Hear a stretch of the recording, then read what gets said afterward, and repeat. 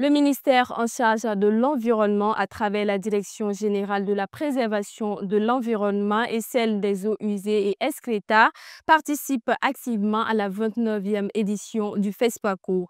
Depuis le début de l'événement, des sensibilisations sont menées sur les différents sites en vue d'un changement de comportement en matière d'hygiène, d'assainissement et surtout de préservation de l'environnement, notamment à travers une gestion responsable des déchets. C'est également l'occasion d'expliquer la loi du 30 décembre 2024 sur les emballages et sachets plastiques au Burkina Faso. Mamadou Souaré pour plus de précisions.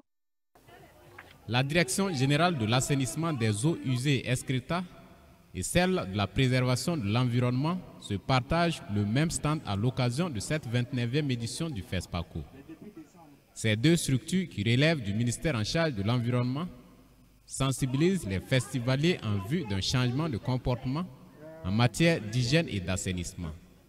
L'objectif de notre participation à cette 29e édition du FESPACO est de sensibiliser les festivaliers sur l'importance de l'assainissement et l'importance de la gestion des eaux usées, surtout sur la fin de la défécation à l'air libre qui est un mal au Burkina Faso ici. On sensibilise aussi sur l'utilisation des dispositifs de lavage des mains. La Direction générale de la préservation de l'environnement, elle, de son côté, est là avec son concept FESPACO 2025, zéro sachet plastique.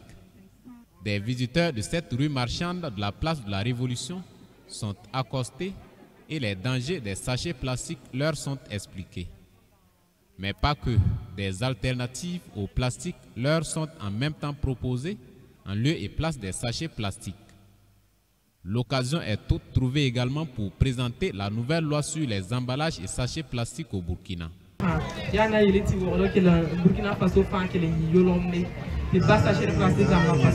Tandis qu'à loi, Burkina Faso la loi n'a interdit sachets plastiques.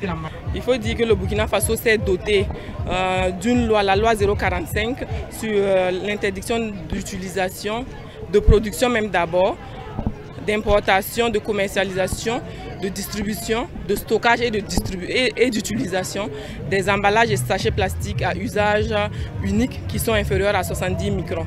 Donc nous sommes là dans ce cadre-là pour d'abord faire connaître cette loi à ceux qui ne le connaissent pas et pour les sensibiliser pour l'abandon effectif des sachets plastiques.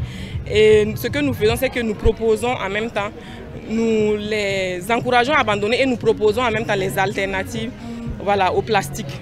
Alors quand on regarde notre milieu de vie, il est envahi par ces emballages et sachets en plastique qui donc ont des effets très graves sur le milieu de vie et la santé humaine.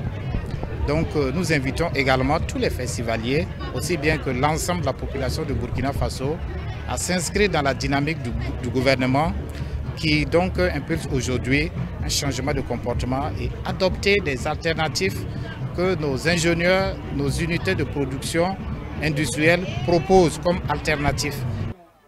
Message bien reçu visiblement par de nombreuses festivalières qui saluent cette initiative du département en charge de l'environnement de faire disparaître les sachets plastiques des habitudes.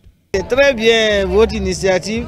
Moi-même, je n'aime pas les sachets parce que chaque fois quand je sors, j'ai quelque chose pour payer faire mes achats, j'évite les sachets. Vraiment, ça va nous permettre d'éviter les sachets et de sauvegarder l'environnement. Vraiment, c'est très très bien. On va commencer à sensibiliser nos voisins dans la cour d'abord, ensuite nos voisins et voisines, et bon, et tout le Burkina maintenant.